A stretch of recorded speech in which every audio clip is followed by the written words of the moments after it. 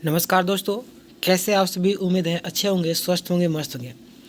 कई सारे लोग अलग अलग तरीके से बातों को रख रहे हैं और आज का ये वीडियो काफ़ी ज़्यादा इम्पोर्टेंट होने वाला है, जहाँ पे हम बात करने वाले हैं रिजल्ट कब तक आएगा आप सबका, है ना। यानी कि किन लोगों का रिजल्ट आएगा या आज ही आएगा, क्योंकि बहुत सारे लोग अलग अलग तरीके से अपनी बातों को रखे और कई सारे लोग परेशान भी है ना।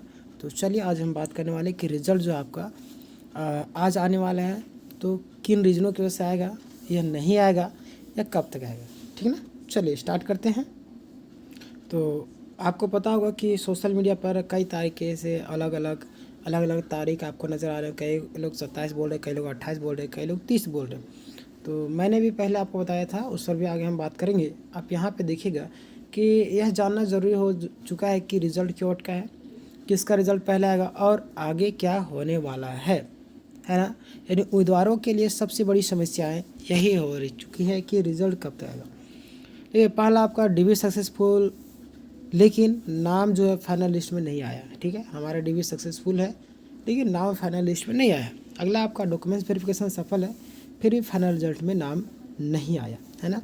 जिला काउंसलिंग में नाम था, संशोधित रिजल्ट में हट गया।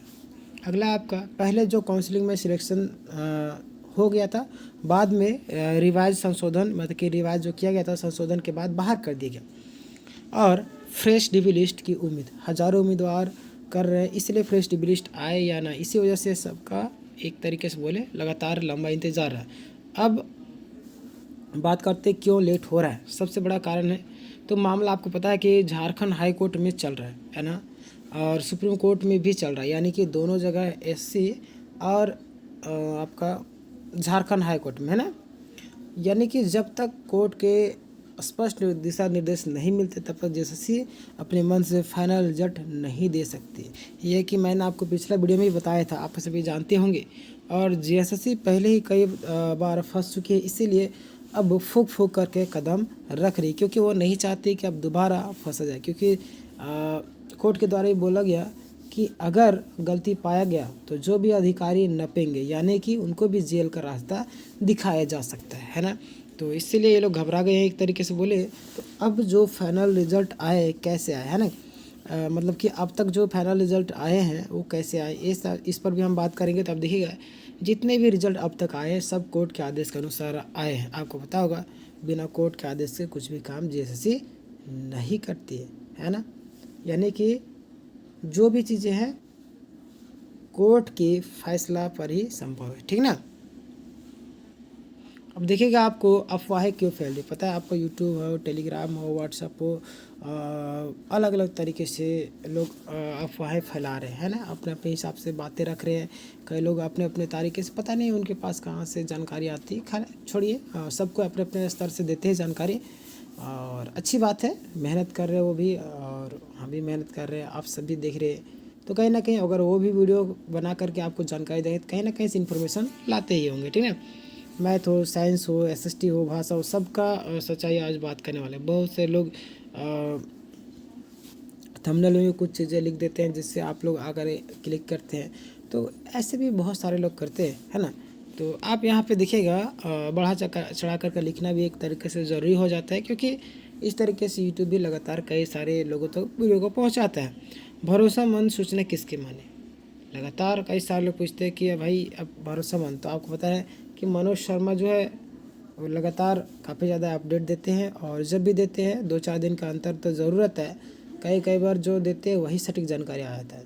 यानी कि यहाँ से एक चीज़ पता चल रहा है कि मनोज शर्मा जब भी कोई अपडेट दे देंगे तो यानी कि उसकी संभावनाएँ सही है कि लगभग 70-80% सही होगा, है ना। ऐसे संभावना आपको रखना है। ज़्यादातर वो ग्राउंड रियलिटी पर आधारित देते हैं। कभी कभी 2-4 दिन का मैंने आपको बताया था अंतर हो जाता है, क्योंकि जेएसएससी भाई जेएसएससी का प्लान बदल जाता है, किसी को कुछ पता नहीं होता है जेएसएससी का, है ना। चलिए आगे हम बात करते हैं रिजल्ट आने की क्या संभावना है।